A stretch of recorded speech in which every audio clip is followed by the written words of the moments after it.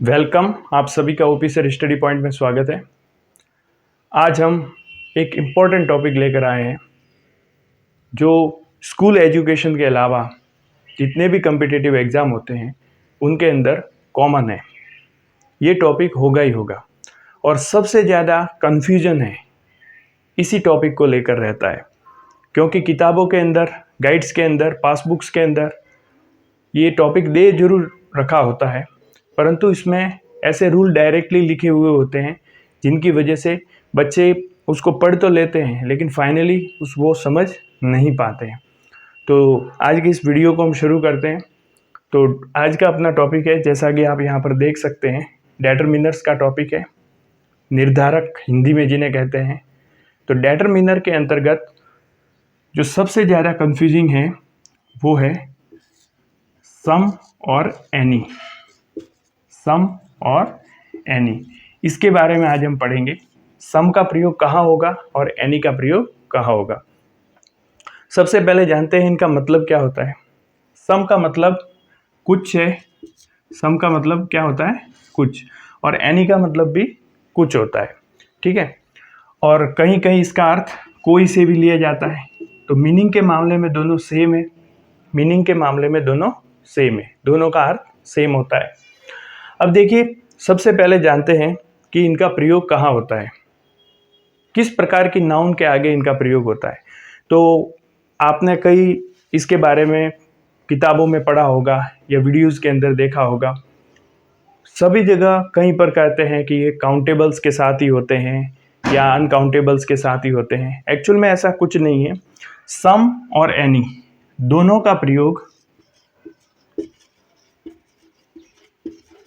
Countable, uncountable दोनों प्रकार के नाउन्स के पहले होता है। ये बात आपको अच्छे से दिमाग में बिठा लेनी है कि सम और एनी दोनों का प्रयोग, दोनों का ही प्रयोग सम के साथ भी होता है और एनी के साथ भी होता है। मतलब अगर काउंटेबल नाउन है चाहे अनकाउंटेबल नाउन है, दोनों में सम का भी प्रयोग हो सकता है, एनी का प्रयोग भी हो सकता है। सबसे पहली बात तो ये हमें ये जाननी है। अब ये काउंटेबल क्या होता है, अनकाउंटेबल क्या होता है, इसको जानने के लिए एक बहुत ही सरल सी बात कहना चाहूँगा कि यदि हम किसी चीज़ के नाम के आगे 1, 2, 3, 4 आदि जोड़ सके तो वो काउंटेबल नाउन होती है, और यदि उसके सामने हम 1, 2, 3, 4 के हिसाब से गणना न कर पाए तो वो अनकाउंटेबल होती है। जैसे कि मैं कहूँ 1 बुक, 2 बुक्स, 3 बुक्स, तो यहाँ पर लग जाएगा कि 1 किताब है, 2 किताब है, 3 किताब है। इसके अलावा जैसे 1 रूम, 2 रूम्स, 3 रूम्स, ठीक है ना। तो इनके आगे हम 1, 2, 3 का प्रयोग कर सकते हैं, परंतु क्या हम 1 वाटर, 2 वाटर, 3 वाटर प्रयोग कर सकते हैं? नहीं, क्योंकि वाटर जो है, पानी है, उसको हम गिन नहीं सकते, और गिन नहीं सकते इसलिए वाटर क्या है, एक अनकाउंटेबल नाउन है। तो ना काउंटेबल के आगे भी सम और एनी का प्रयोग होता है और अनकाउंटेबल के आगे भी सम और एनी का प्रयोग हो सकता है। तो सबसे पहले देखिए, समझते हैं इनका बेसिक अंतर क्या है। ये तो कॉमन बात हुई, उनका अंतर क्या है। तो सम का प्रयोग हम कहाँ करेंगे? तो पहली बात तो ये कि ये आपने समझ लिया, काउंटेबल अनकाउंटेबल। सम का प्रयोग जो होता है वो देखिए, सम का प्रयोग आप करेंगे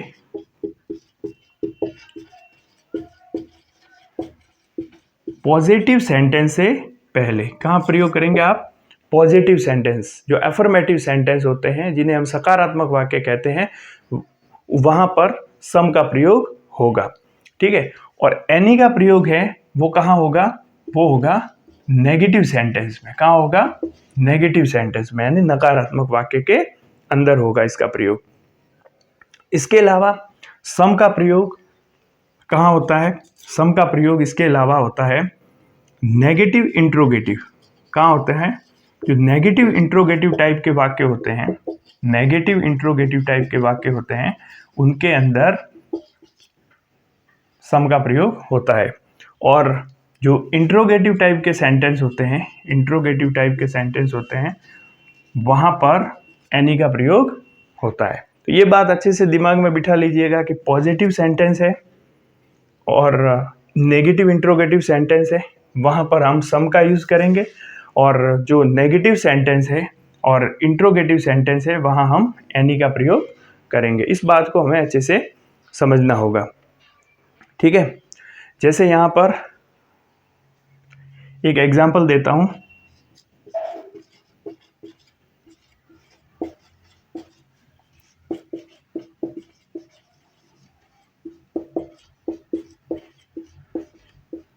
जैसे ये है, ठीक है। यहाँ पर देखिए सम का प्रयोग हुआ, I have some friends in Delhi. ये देखिए पॉजिटिव सेंटेंस है, और पॉजिटिव सेंटेंस में जहाँ रिक्त स्थान आया तो वहाँ हमने क्या भरा, सम भरा, ठीक है, सम भरा। अब देखिए फ्रेंड्स क्या है, फ्रेंड्स एक काउंटेबल नाउन है, तो काउंटेबल नाउन के आगे सम का प्रयोग हुआ। अब काउंटेबल के अंदर ये कौन सी नाउन है, ये प्लूरल नाउन है, बहुवचन की क्रिया है, ठीक है। कई जगह लिखा हुआ आपको मिलेगा कि सम का प्रयोग काउंटेबल के अंतर्गत प्लूरल नाउन के पहले होता है। तो क्या इसका प्रयोग काउंटेबल के अंदर सिंगुलर नाउन से पहले होता है? बिल्कुल होता है, पर कब होता है, जब कोई व्यक्ति अनजान हो, अपरिचित हो, ऐसे केस में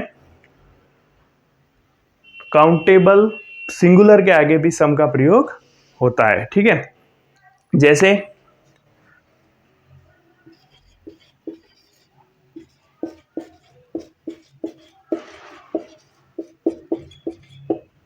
यहां पर देखिए, अगर आपसे कहा जाए, देखिए बॉय स्टॉलन माई पेन, ठीक है, लड़के ने मेरी पेन चुराई, तो यहां पर वो लड़का अनजान है, अब चुराने वाला कौन है पता नहीं है, तो यहां पर अपरिचित है।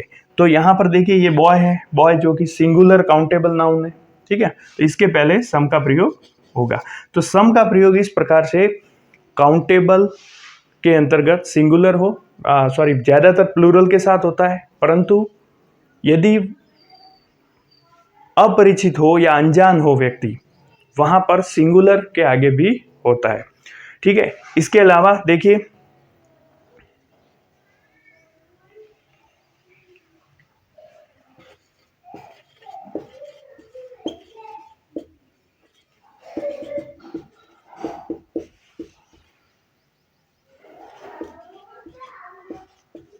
जैसे ये वाक्य है, she wants milk for her.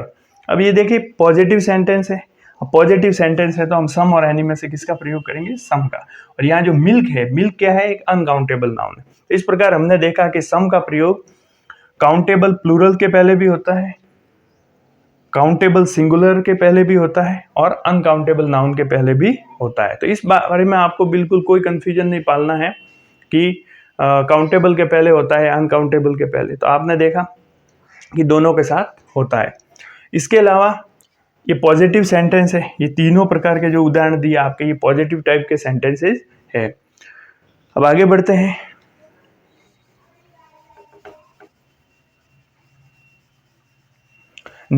इस एनी के बारे में थोड़ा जानते हैं कि एनी का प्रयोग कहाँ होता है, ठीक है।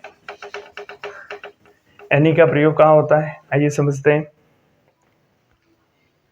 एनी का प्रयोग नेगेटिव सेंटेंस के अंतर्गत होता है। कहाँ होता है, नेगेटिव सेंटेंस के अंतर्गत होता है। तो ध्यान दीजिएगा, नेगेटिव सेंटेंस के अंतर्गत इसका प्रयोग होता है। कुछ एग्जाम्पल के थ्रू समझते हैं।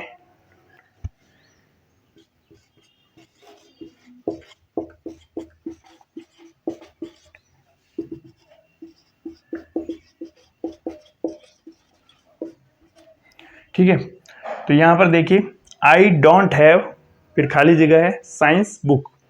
तो इस प्रकार से देखिए यहाँ पर क्या आ रहा है, डोंट, डोंट का प्रयोग है, यानी कि डू नॉट का प्रयोग है, एक नेगेटिव सेंस है, नेगेटिव सेंटेंस है।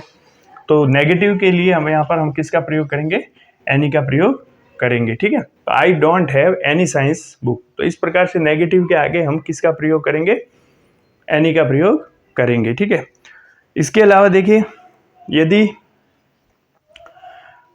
यहाँ पर देखिए, अब वापस सम की ओर आते हैं कि नेगेटिव इंट्रोगेटिव, नेगेटिव इंट्रोगेटिव के अंदर किसका प्रयोग होता है, सम का प्रयोग होता है।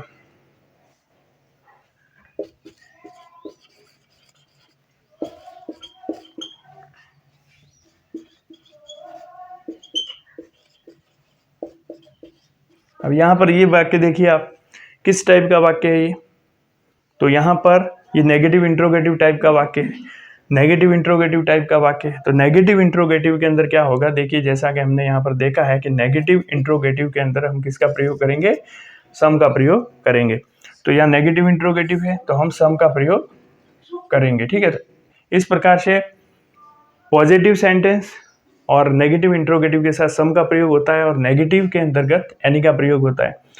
अब देखिए इंट्रोगेटिव, अब इंट्रोगेटिव में किसका प्रयोग होगा, एनी का प्रयोग होगा। तो इसको समझते हैं। जैसे